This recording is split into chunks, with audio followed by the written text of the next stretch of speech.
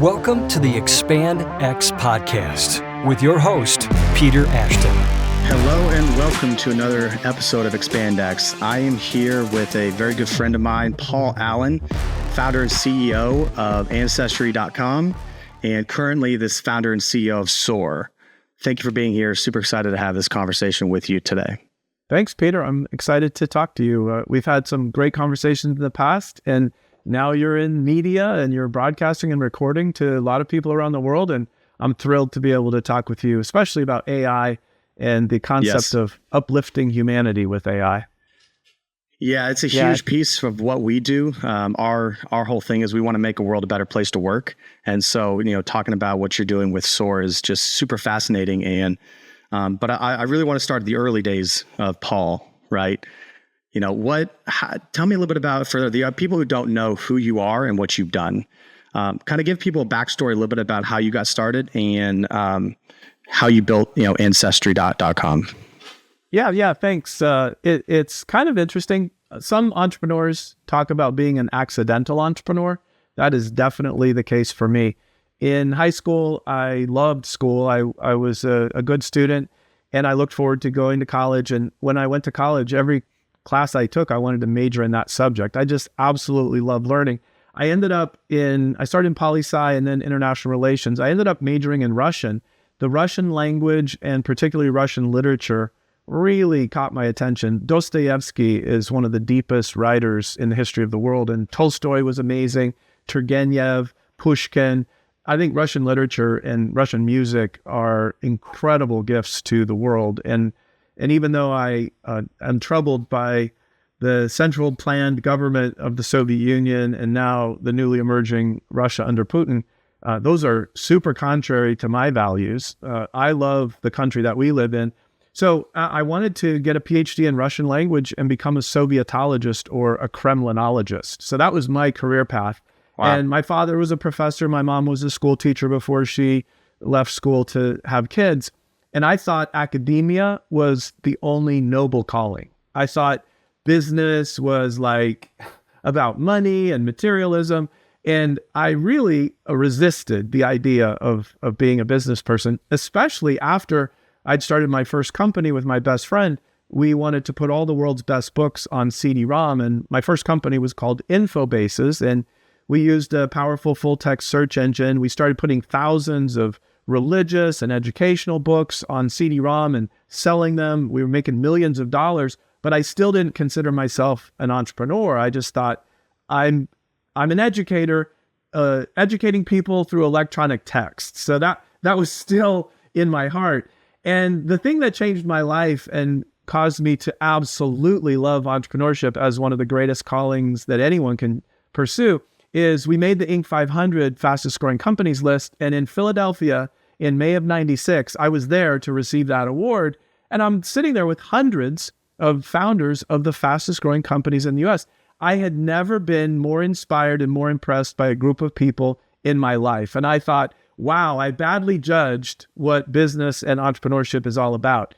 I quickly tried to rectify my mistaken view, and I started applying to Harvard Business School. I wanted to learn everything there is to know about entrepreneurship. I talked to a mentor of mine, and I interviewed with the dean of the Harvard Business School. And I either had to decide, am I going to go to Harvard Business School and learn how to be a good entrepreneur rather than making tons of mistakes like I did in the first 6 or 7 years, or start Ancestry.com. And my decision, and it was confirmed by my conversation with my mentor, was start Ancestry.com. You've already been an entrepreneur for several years. Harvard is designed to help people, potentially become a CEO, but you've already been one. So I just tried to make up for lost time by reading hundreds of books and attending all these conferences and following all the experts on entrepreneurship, like Paul Graham and his essays, the founder of Y Combinator, and Reid Hoffman. I've read his books and Masters of Scale podcasts. So I never can get enough knowledge from the great entrepreneurs. But that was my journey. It was just not my goal to be a founder of Ancestry.com. And the fun thing about Ancestry.com was it was kind of a natural progression from electronic publishing of all the world's best books to putting all the genealogical records of the world on the internet.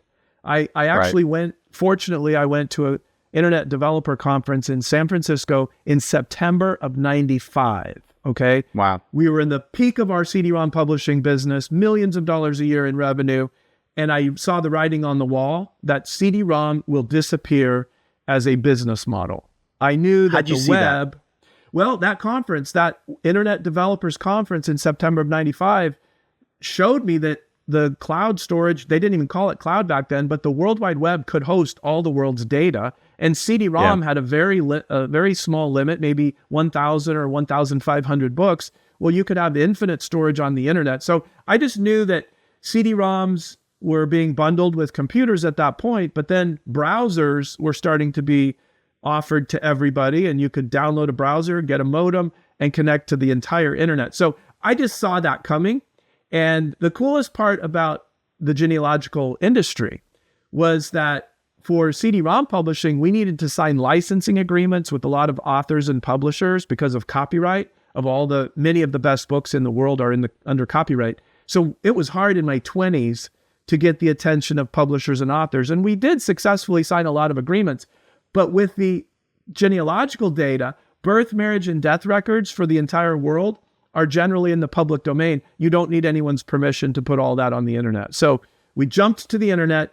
We didn't need permission to put billions of records on the internet and start selling subscriptions to the 7% of the population that are obsessed with genealogy. It was, we knew it was a multi-billion-dollar market because we had data from our early users. And so, that was the genesis of Ancestry.com.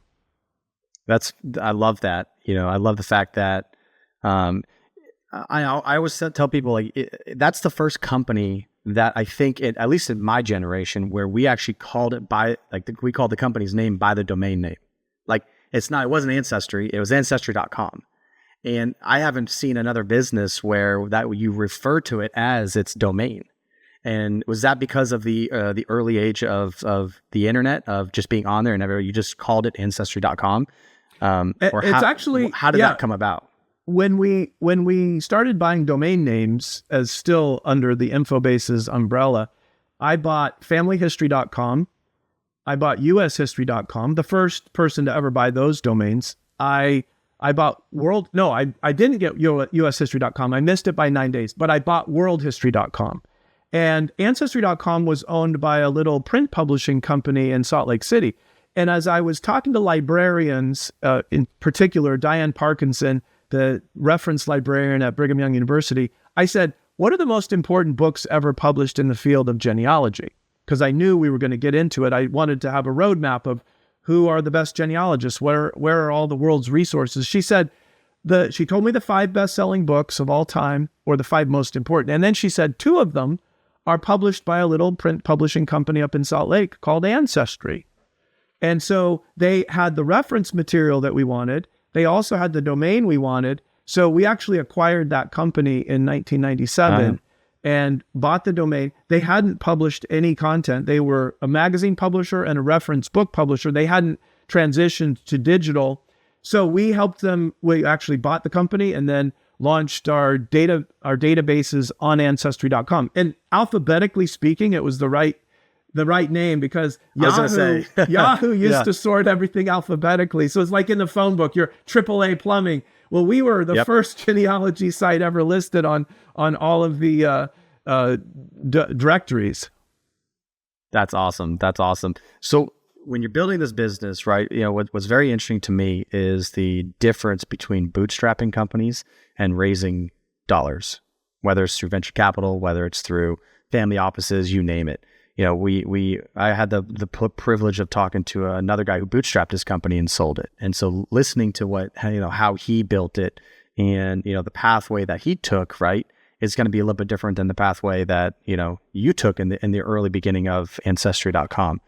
So talk to me a little bit about that. It's not as different as you think. My co-founder and I sold the CD-ROM business, and we put a few $100,000 of our own money into Ancestry.com. By July of 98, my co-founder and I owned 97% of Ancestry.com, and it was cash flow positive with millions of dollars in ARR.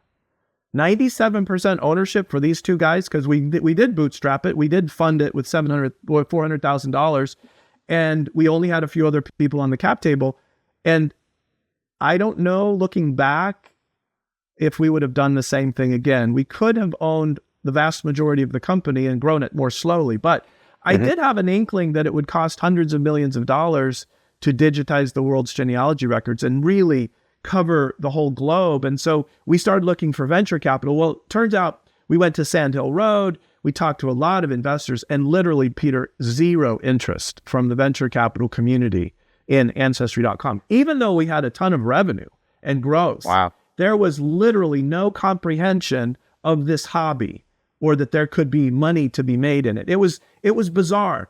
VCs generally invest in things they're interested in or that they know about, and literally no young VCs in their 20s and 30s have a clue about why tens of millions of people are obsessed with genealogy. The average genealogist is 52. It's usually 60% women, 40% men, but young VCs, just the light bulb did not turn on. So even when they interestingly, looked at data? yeah, they wouldn't even take a meeting, or they wouldn't take a deep look, because the whole concept struck them as bizarre. Like, why would people put, cemetery records or death records on the internet? Like, it just didn't even lead to a significant deep dive. It was brushed aside. So what's interesting is that I had a vivid dream that we built an intranet for every family in the world. And back in the 90s, every company had an intranet. And Novell was one of our big companies in Utah. WordPerfect, Novell. And Novell was the intranet market leader with networking software. So my dream was that we built a website for living family members, extended families, to connect with each other across time and space and share all their content with their living relatives. And as soon as we started building myfamily.com, and we paid $18,000 for that domain, the VCs lined up and poured in $75 million in the next 3 years. So the concept of connecting to your living family was universally appealing. And in fact, GeoCities had already sold to Yahoo for billions of dollars, and everyone started looking at myfamily.com as GeoCities, but for families. So it was the perfect way to attract the capital that we needed to then digitize all the world's genealogy records. In fact, when we wrote our S1 and we were ready to go public in early 2000 with Merrill Lynch as our book runner, we changed the name of the company from Ancestry.com to myfamily.com. And we had a nice company t-shirt that had something like, want to see a large customer base? How about everyone that's ever lived? And we had Ancestry.com, myfamily.com, and familyhistory.com, which were 3 of our properties. So, every person is a part of a family, one or more families. Right. And we had a plan to connect everybody in the world to their deceased relatives, but also, more importantly, to all their living relatives, your brothers and sisters, your cousins, your aunts and uncles. And myfamily.com grew to tens of millions of users and was literally the top photo sharing site in 2000. According to Nielsen Net Ratings. Wow. This is right before you're going public, right? So I think it was 99. It was 99 and early 2000. We changed the name of the company.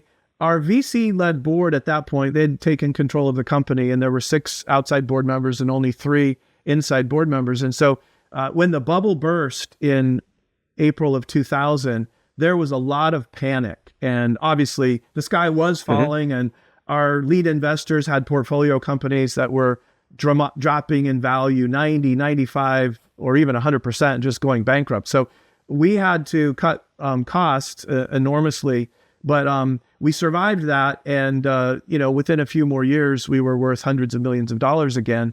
But there was a scary year or so where some of the leaders at Ancestry tried to take us into bankruptcy and then recapitalize the company and get their own stock options reloaded. So it was a scary time. But the casualty of all of that frightening period was that myfamily.com was forced to turn into a paid site.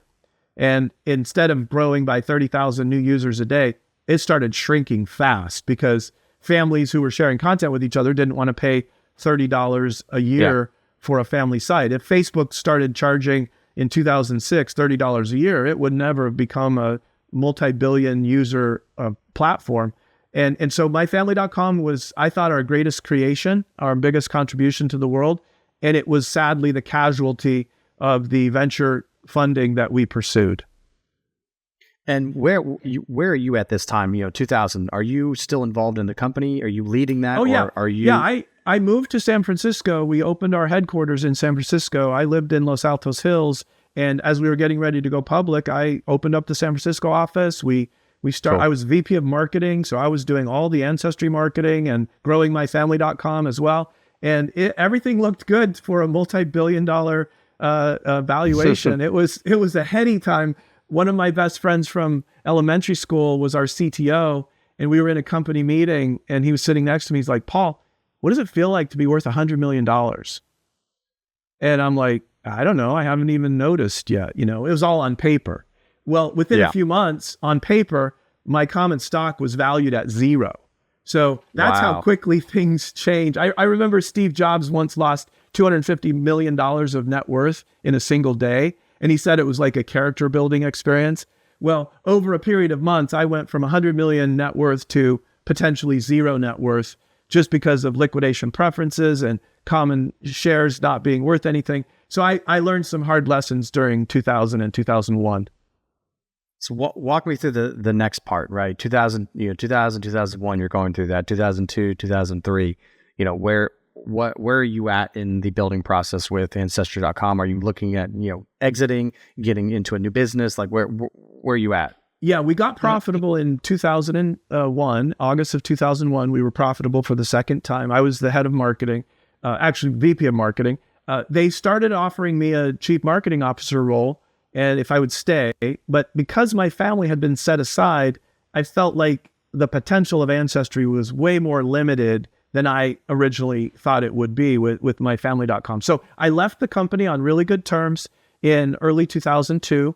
I started an internet marketing company because my team had gone from using hundreds of guerrilla marketing tactics before we had any venture funding. We just did everything. We bought this book called Online Guerrilla Marketing, 100 low-cost and no-cost tactics. We did everything we could to get users to our site without paying.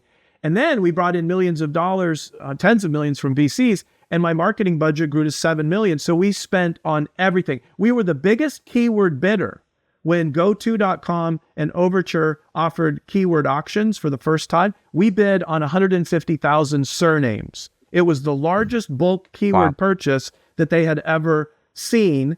And we made hundreds of thousands of dollars of profit by buying up every surname in the US. So if you typed in a name, it would come to Ancestry.com. We also had one of the best affiliate programs in the world. We had 30,000 affiliates that were sending traffic to Ancestry.com, and we were paying up to 40% commission to our thousands of affiliates. So we got to go from guerrilla to paid marketing, and we had wired up the dashboards. We knew exactly where our users were coming from. It was completely controlled, and we were doubling our revenue every year. So we took a list of 150 internet marketing tactics that I thought lots of other companies probably should try as well. And I started an internet marketing agency called 10X Marketing. And we got 28 employees and 6 big clients in the first year. And we were over $1 million in revenue. And then I learned a hard lesson that I can't stand marketing other people's products. I love marketing products that I built or believed in. But we had clients coming to us with products that I'm like, yeah, they're going to pay us, but there's no mission in this. Like I burnt out in about 1 year. So I brought in a CEO and, 3 years later, I started an internet incubator called Provo Labs. And this is a fun story because I thought we could launch one business per quarter and succeed by launching .com after .com after .com, all with a mission and a purpose. But the problem was I didn't have the same team and talent that I had at Ancestry.com.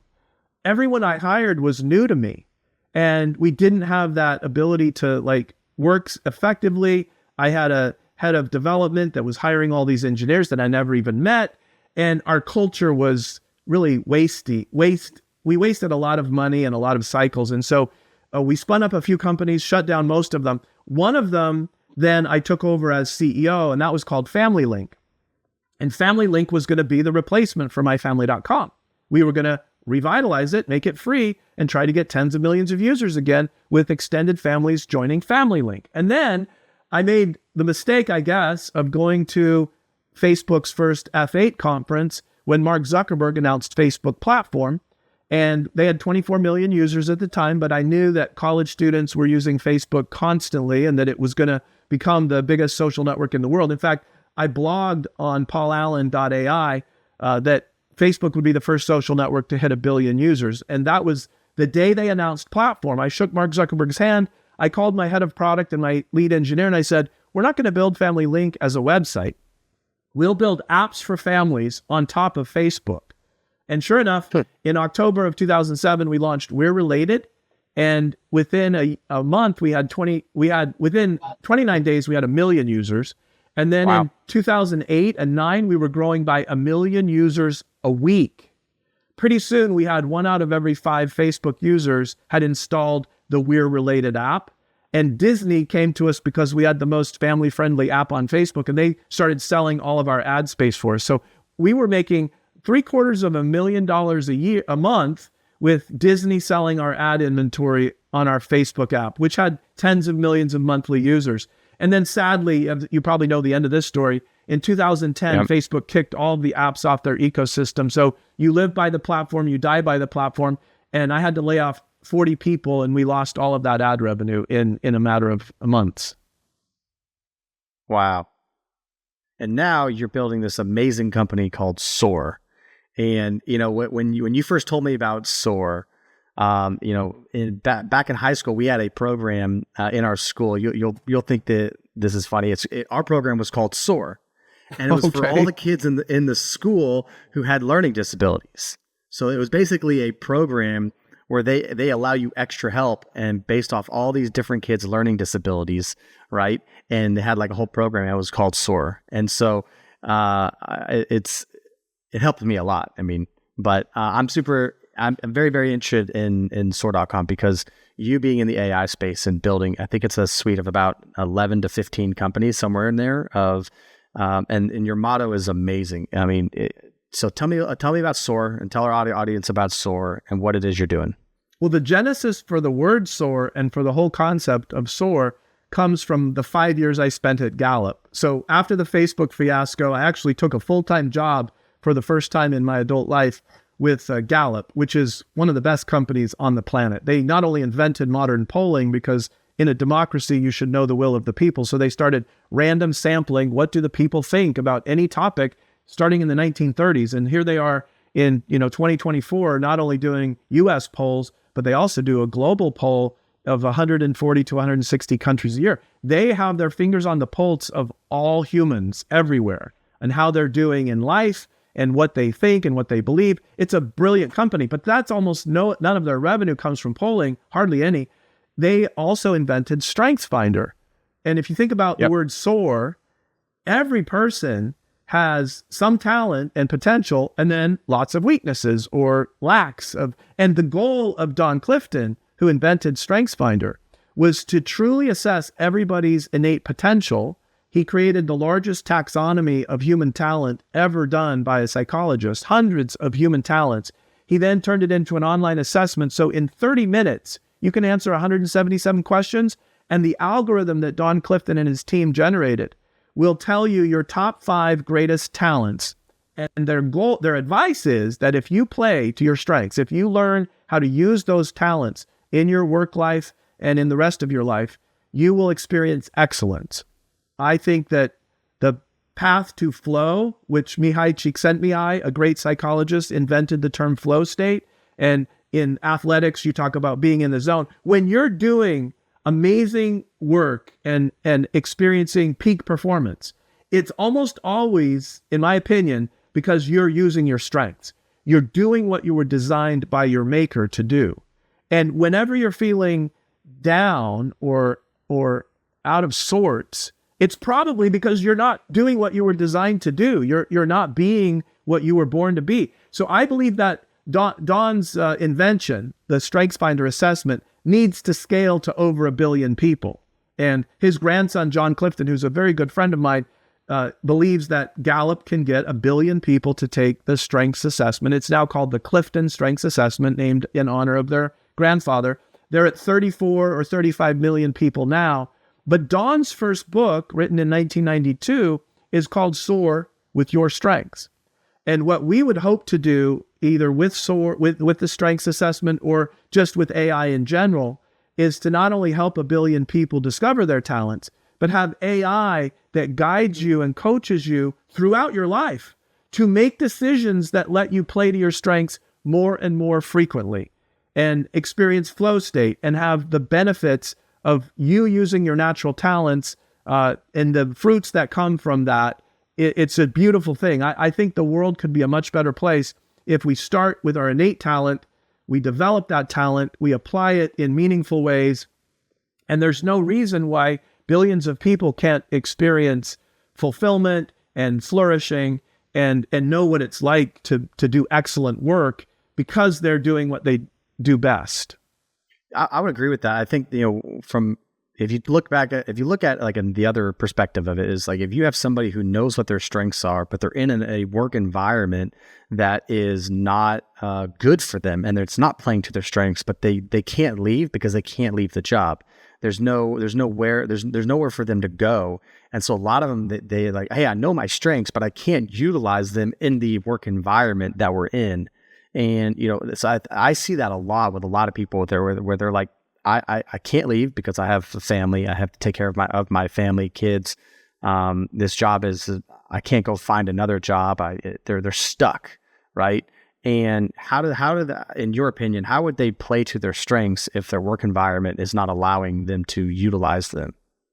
Yeah, I mean, I think a lot of people do sell their happiness or flourishing for short-term, money or position or status.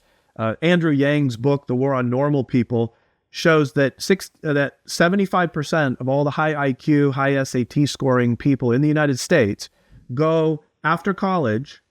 They go live in 6 cities in the United States, and there's one of 6 job titles that they take on: consultant, engineer, doctor.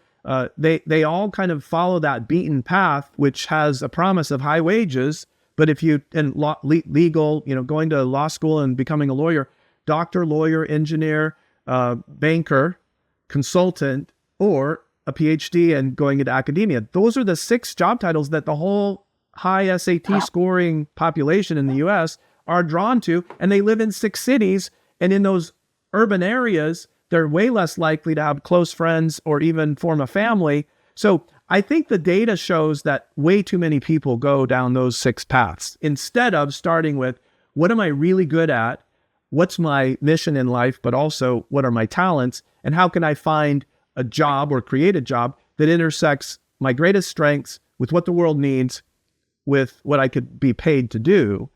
And I think we have to rethink our entire... Now, AI is going to disrupt every job in the world. And so everything. AI could enable all of us to take a step back and say, look, if Elon's right and there's going to be 10 billion robots doing all the menial work and we'll have abundance, if that is a scenario that's likely, then maybe the world can take a step back and say, what leads to human thriving? Number 1, find out what your natural talents are, your naturally recurring patterns of thinking, feeling, and behaving. And then how can I productively apply my natural talents in a way that I lose track of time because I'm in flow state and I get to throw myself into a mission and a purpose that really is meaningful? I think that in the combination of AI and robotics to usher in a world of unprecedented productivity and hopefully shared abundance, that humans can now do what our founders envisioned when they fought a revolutionary war. They wanted their children to be able to study art and literature and science while they had to study war to provide a country and a platform that was freedom for a free people to prosper. I think there's this possibility, and it's not inevitable and it's not impossible. It's just, will we choose as a society and with our leaders in government, academia, community, faith, and business, will we decide to take advantage of the opportunity to deeply understand the innate potential of every child born in this world, give them assessments, give them experiences, apprenticeships, skills and tools and training, and let each person grow into the person that they were designed to be at their best, and to experience the fulfillment of doing whatever that is. I just think it's a truly extraordinary moment in history where Don Clifton's vision for every person in the world experiencing excellence could actually happen with a combination of tools and AI doing a lot of the menial work so that more people have a chance to reflect on who they are and what contributions that they could make that would bring them joy and satisfaction. Well, part of it too is we're such a busy nation, we're such a busy group of people, right, on Earth, and we go from one thing to another to another to another, and we fill up our time with. So I know I do this with just tons of stuff that I don't have time to reflect on certain things that maybe propel my life, personally my life moving forward by utilizing these strengths that I have. So I think there has to become a point where everybody has to sit down for a period of time every week or every month or once a year or something, right, where they kind of reflect on themselves and what they're doing, and then basically build that year or that month or that day or that week off of that reflection to hit that point that you're talking about. That's exactly right. People can do that if they take the time. The SOAR AI platform, though, hopes to be able to give you a choice to join a system, to hire an AI platform tool that will actually help you do that every day for the rest of your life. You will then have an AI that knows your calendar. We have a family portal that help you connect with your siblings or your cousins and treasure the family ties that are really most valued by most humans in the world. We'll have a friend portal as well, but we have a workplace AI company to help you show up at work and be the best version of yourself and have AI coaching you to be a better leader, a better manager, a better communicator. We'll have our health and our finance and our legal portals that will help you save time by having an AI that can help you navigate the complexities of the modern healthcare system, or to just eat nutritious food and exercise and do the things that will help you feel physically well off. So Gallup has a book called Wellbeing, and they describe the 5 elements of well-being, and they measure all the countries in the world against those 5 elements of well-being. It is career and purpose, well-being, like, do you love your job? Are you fulfilled in your job? That's a huge predictor of happiness overall. And then there's financial well-being, physical health, social well-being, your friends and family and your work ties, and then community well-being, which is where you live. Do you feel connected to your neighbors, to your neighborhood? Are you proud of the city that you live in? Do you identify with it? Are you happy there? And so those are the 5 elements. We've broken down those 5 elements into 21.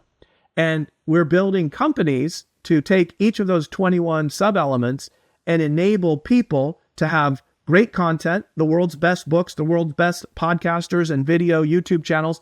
AI can monitor all of that. It can also assess who you are and then help you maximize those 21 elements of well-being.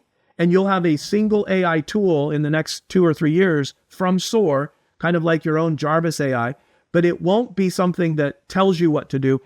You will tell it what you appreciate and value in these 21 areas. It will understand your talents and your potential, and then you will have an AI to assist you as you try to maximize your time on Earth and live the best possible life that you can. Having a super intelligence with only one job, which is to help you flourish and to be happy and to find joy in the work that you do and in the relationships that you have. Relationships are so important. And one of the sad realities of the modern social media algorithms is that people are more connected than they've ever been before. That's what Zuckerberg always tried to accomplish. And they're more lonely and depressed than they've ever been in human history. So you need real life friends. You need deep ties with your living relatives. And you need to learn how to become a friend and be a friend and have friends. Relationships matter so much. With the decline of the faith community and more and more people staying away from weekly church services, that whole part of building relationships now doesn't exist. And people try to replace that with clubs or with groups or whatever. But I think our goal really is to use the science of human flourishing and then use the technology of AI to help people put together their own AI assistant and coach to help them live their best possible life. I'm truly excited about it because SOAR has a single tech stack, and every one of our subsidiary companies that we form for the finance, the legal, the education, the workplace gets to license our entire tech stack. So the mistakes we made at Provo Labs, where each startup was building from scratch. In this case, each startup is a Delaware C Corp that immediately gets a license to our entire $10 million tech stack, and within days can launch a viable product in partnership with a world's leading brand. And we believe that many of our dozen to 15 companies will become worth, hundreds of millions, maybe billions of dollars. And that collectively, the things you want your AI to do will come from all these subsidiaries into a single Jarvis AI subscription that you can hire to help you maximize your life. It's been a big question because there was I think there's over 120 AI tools for like one particular sector, right? So how do you pick? It's a big thing. Like there's so many AI tools out there, right? How do you pick which ones you're going to use for whatever purpose that you have in your businesses, right? And then how do the general population, how do we navigate that and say, okay, this AI tool is better than this one, but they say they both do the same thing. And I don't have the time to identify those. I mean, there's multiple trillion-dollar companies that are spending tens of billions of dollars to build the AI that they want everyone to subscribe to. And many of us will have multiple tools. We'll cobble them together. Sometimes they'll conflict with each other. The thing that we're trying to do is to enable you to design your own AI.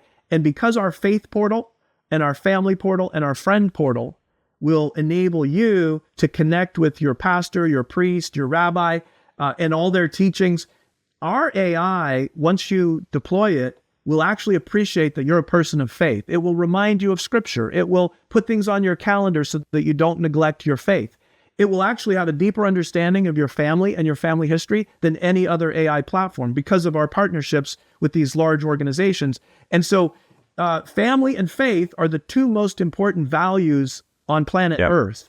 And I can tell you that the SOAR AI will not overlook your family, your faith, and your friends to the extent that trillion-dollar companies who are trying to maximize their the views of entertainment videos or how many TikToks you watch, and they're selling your attention to the highest bidder on their advertising model. That is not where we're going. And I believe that there's a good chance that the SOAR AI will become the most helpful of all AI assistants to guide you to that kind of ultimate fulfillment and flourishing that we are studying all the elements of and putting them into play so that you can design using whatever elements. If you're not a person of faith, then of course our faith portal won't be something that you use, and your SOAR AI won't try to convince you to be a person of faith. But the goal for SOAR is to let you design the tools and the AI system that will help you achieve your full potential, including shutting off your computer, going out in nature, spending time with family and friends. This AI won't be constantly interrupting you with notifications to try to maximize ad revenue. It will respect that time alone, a Sabbath day once a week, for example, where you're not with screens and you're doing a social media fast. I mean, our maker made keep the Sabbath day holy as one of the 10 commandments. So people of faith who find themselves, watching sports or just entertainment on the Sabbath, like that's just one thing that a person of faith could have their AI assistant help them turn off the device. I think Jewish people often detach from a lot of modern things. I have a lot of Amish neighbors who have detached from pretty much all modern technology. And so they're living a simple life, and they're actually probably way happier than the average American. So, we're not going to dictate what people believe, but what we want to do is in your finest moments of reflection and goal setting, we want you to craft the vision of what you can be and what your life could look like, and then deploy the content databases and the AI tools to help you achieve that faster and easier than you ever could on your own. Yeah, I'm thinking about this, right?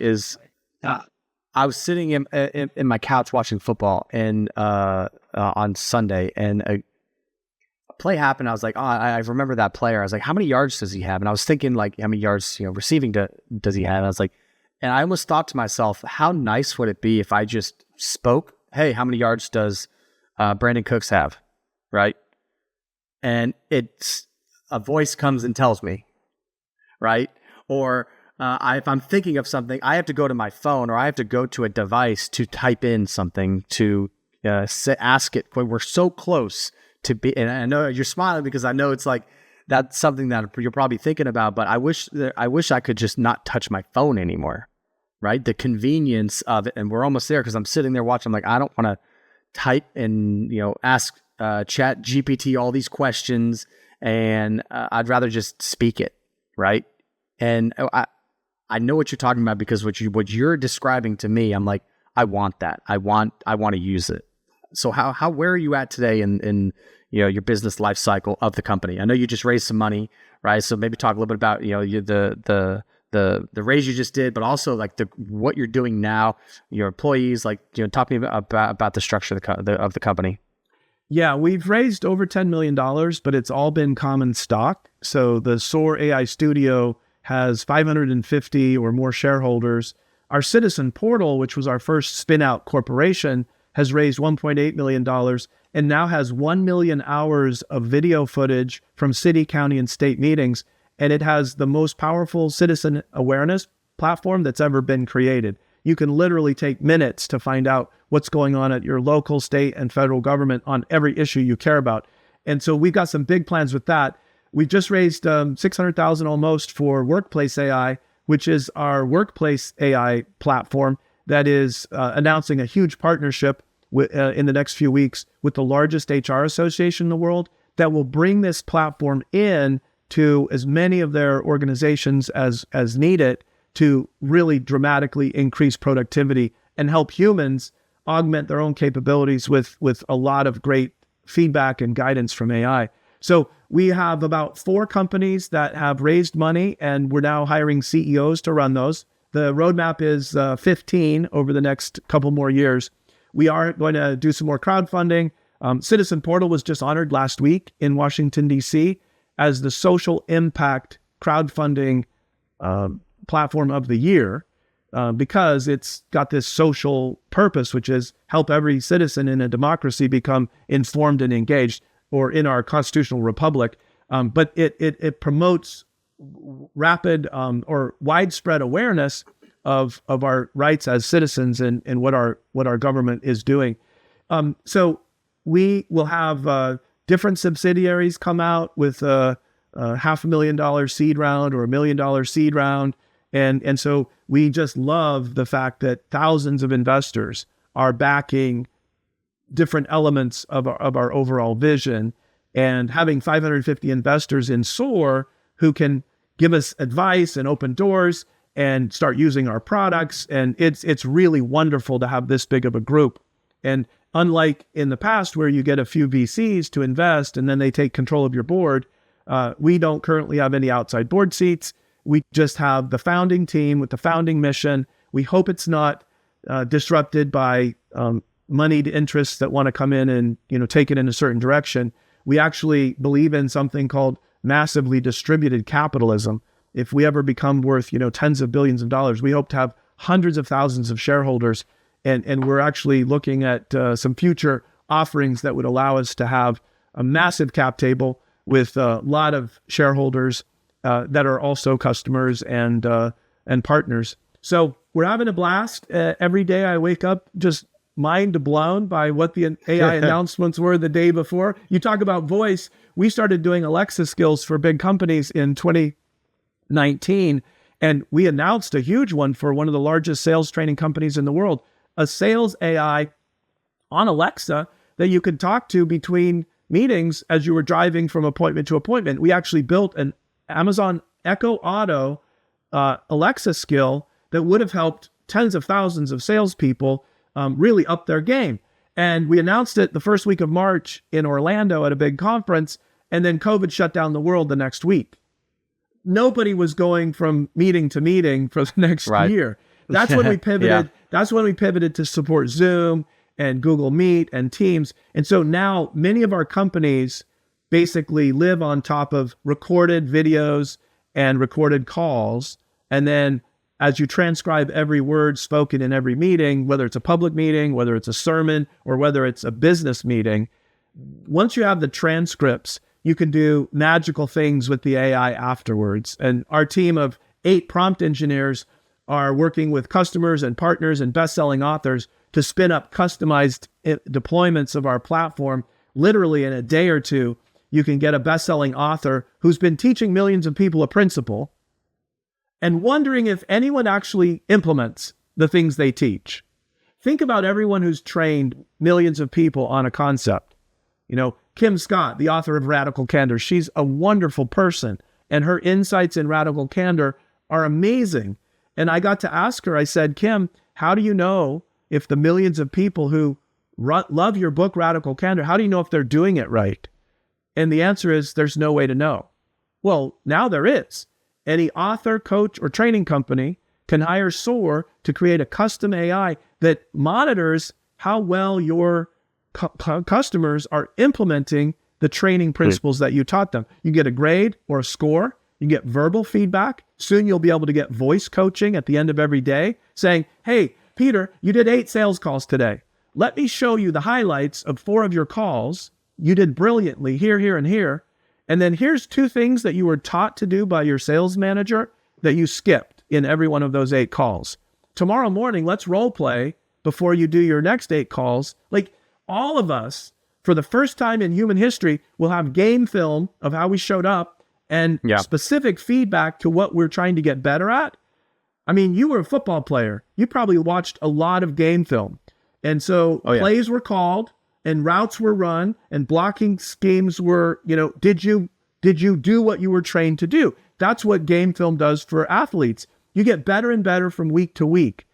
The most people who work 90,000 hours in their lifetime in a knowledge-based career have never once had game film on how they showed up to run a meeting, to do a sales call. I mean, Gong has been used by many thousands of salespeople, and Gong has been around for 8 years, and it's worth billions of dollars. That's the kind of thing that can be done for any training company and deployed across any customer base or any employee workforce. So we're very excited to just roll up our sleeves and help people succeed at work, and then more importantly, succeed in all the areas of life that matter even more than work. Work does matter, but it's a foundation for things that matter more. Yeah, you're exactly right. I love what you're doing with SOAR. You said you mentioned that you're going to be. You want a lot of shareholders. So one of the things that we've been working on in our companies is the ability to do crowdfunding. It's something that is of interest of mine. To get people, I always feel like, when I go start a business or if I invest in a company, I want people around me in my circle to feel like it's their business. And so I try to either give out equity to people. I want them to feel just like I feel about the business. I don't want them to feel like they're working for me or working like people, I'll work alongside you. No, it's our company, right? Have just amount of pride into it as I do. So, the idea with crowdfunding is that they become shareholders of your passion business. And now they are either, just like you said, a customer, but it's also they're an investor as well, whether it's $10, $100, $500, $500,000, right? That the money is not the point. The point is the pride that you feel in the business and what you're doing to make the world a better place, right? To uplift humanity, right? The things that you're doing, the things that we're doing in our organization, we want people to feel we're all rowing the same boat, a big boat in the right direction. And that's something that we would love to help you out with as you continue to build SOAR. Yeah, we've had 3 successful crowdfunding campaigns. We have another one that's in the not too distant future. We can't announce any details yet, but I'll definitely take you up on that offer, Peter. My great inspiration for what I'm doing as an entrepreneur in the last stage of my career is a guy from the UK named John Spedden Lewis. He took over a big retail company that his father built in the early 1900s. And when John Spedden Lewis grew this company to 14,000 employees in the 1940s, he gave ownership of his company to all 14,000 employees. So today, you can go look up the John Lewis Partnership, which is a UK company doing about $8 billion a year in revenue. They have 88,000 employees/owners. And John Spedden Lewis wrote a book and sadly, the book title was awesome, An Experiment in Industrial Democracy. He just wanted to democratize the ownership of this company that he and his father had built. So the book title was awesome. The book is one of the thickest, most inaccessible tomes I have ever opened up. It is impossible to understand what he's saying. And therefore, he didn't inspire millions of entrepreneurs to try to be like him because his company idea was brilliant. The book was just a mess. If he had given a 7-minute TED Talk in the 1940s, millions of entrepreneurs would say, I want to be the next John Lewis. I want to create a John Lewis partnership that will help tens of thousands of employees and their families make a great living until this company no longer exists, instead of dying with billions of dollars and having children and grandchildren that are messed up by too much wealth. So that is the inspiration for SOAR. We do hope to be a publicly traded company someday, but we hope to have a huge cap table. And in fact, we're working on potential legislation. Yeah. I met Governor Martin O'Malley, who was the governor of Maryland, when B corporations were first created in 2009 by the state legislature, and he signed it into law. And we talked for hours about B corporations and what they are and how they're better because they allow entrepreneurs to, in advance, say, we are not just about maximizing profits, we're about maximizing profits and doing good. And here's the rules for that. And our shareholders all know that up front. It's totally different than ESG, which was kind of imposed from a top-down, kind of a sneaky way. This was a B Corp, and it's a very fine invention. But I'm looking to create what I call a D Corp. A D stands for distributed or massively distributed cap table. I believe it's possible for a multi-billion-dollar company to have an algorithm that prevents concentrated ownership. So just like John Lewis had 14,000 owners, there was not 5 people that owned 90% of the company and the rest got a little bit of stock options. It was a much more equitable economic engine. And of course, you have to reward your early risk takers. So you have to have a harvest. You have to have a liquidity event. You go public, you do something. Post that, you could have a D corporation that has hundreds of thousands of shareholders and an algorithm and a blockchain to prevent concentrated ownership. So I'm actually trying to build a successful business and potentially reform capitalism or give conscious capitalists an option that doesn't exist today, but make it easy to be a D Corp someday. That's awesome. And you know, to that point, right, is you're making people feel like it's their business as well, while not actually either. They don't have to be an employee, right? Because in his case, right, he gave it to his employees, right, not to the general population. And now the crowdfunding is I think crowdfunding is in its early stages, right? People don't know how, and the only way know how to manage it is to highly regulate it. And that's why people don't do much. They're like, I'm not going to do crowdfunding. I've heard that thousands of times. They're like, why are you doing crowdfunding? Like they talk down on it, right? Because, and I'm thinking to myself, that person that's in the crowdfunding, you used to be that person, except you found some way to make money. Now you don't need to do crowdfunding, right? So there are two different viewpoints of how, and I actually agree with you on this. Is we're doing it at a very, very small scale, right? Of just our small team of people who we're issuing equity out to. But because of the audience and the distribution that we have now, we're looking at finding, unique ways to build what we call communities, right? That they opt in and they want to be a part of that community, like in what you're talking about, that crowdfunding community. Well, that is one of our communities we are building. We want to build a where people opt in and then they're joined that large ecosystem of companies where they can own. And I just think it's an amazing thing that you're doing. And I love it. Well, democratizing the industrial age, which John Spedden Lewis was trying to do, democratizing the future in terms of equity opportunities. I mean, the SEC didn't allow an average person to invest in any early stage startup because they weren't accredited, they weren't sophisticated, they weren't wealthy enough. The SEC for many years equated smarts with wealth. And if you were super smart, but you didn't have a high enough income, you couldn't. Now, the Jobs Act of 2012 was brilliant. It was bipartisan. 2016, the SEC finally finished the rules. And I agree with you. Crowdfunding is in its infancy. I'm going to join the Professional Crowdfunding Association. I was so blown away last week. They had an SEC commissioner come, one of the 5, and talk about some of the rules and regulations around crowdfunding that are probably onerous. For example, Do you know that if you're a pre-revenue company and you're trying to raise money on a crowdfunding platform, you actually have to pay for an audit of your financials, even though you haven't generated any revenue? And she actually brought that up as like maybe one of the regulations that is silly. And if there could be reform done at the SEC level, if the Form C becomes simpler for an early stage company, you can't treat $10 billion revenue companies the same way that you treat pre-revenue or the first 100K of ARR. Like, let's not be ridiculous. And as our elected officials and appointed officials fix things, I do think that crowdfunding is going to explode and become one of the greatest asset classes in the world. I agree. And what's crazy too is like, if you're going to do a crowdfunding platform, you have to spend money on marketing.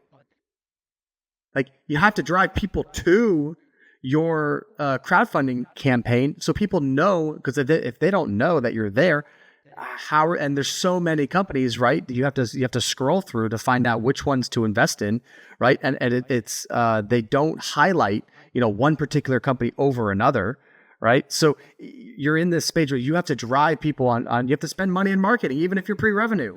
So it is I agree. I think it's very, very early. I think there's a lot of ways to improve it, but I also think that somebody needs to build a specific community in the tens of millions that they're in that community to do crowdfunding and be a part of it. Yeah. Right. I hope you guys pull that off, and I will send everybody your way, because that community sounds great. By the way, I had a funny idea years ago because, the government deemed that people who weren't rich enough weren't smart enough to invest in an early stage company. And yet everybody, regardless of income, can walk up to an airport lottery jukebox and buy any lottery ticket. Like billions of dollars of lottery tickets can be sold to anybody, right?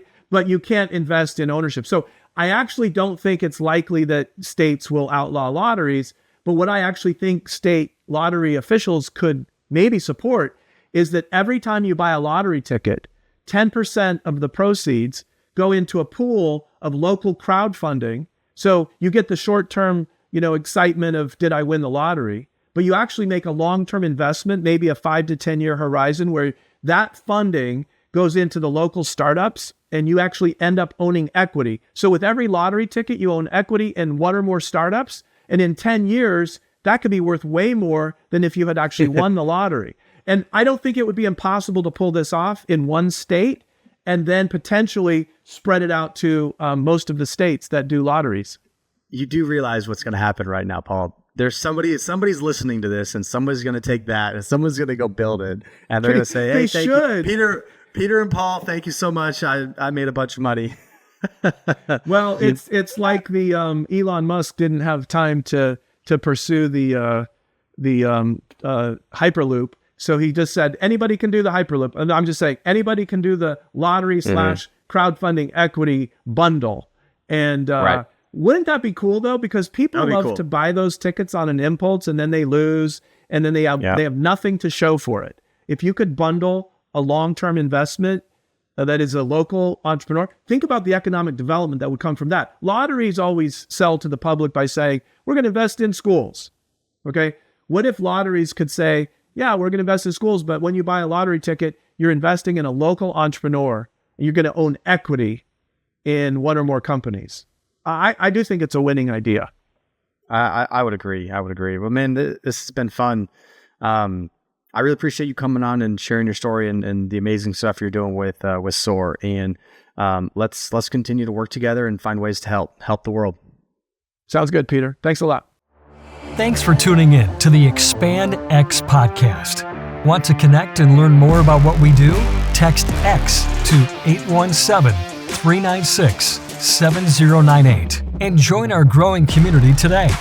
If you're starting a business, growing a business, or are an investor and want to expand to the X level, reach out to us directly at partner@expandxpodcast.com. Our team is ready to help you take it to the X level. Until next time.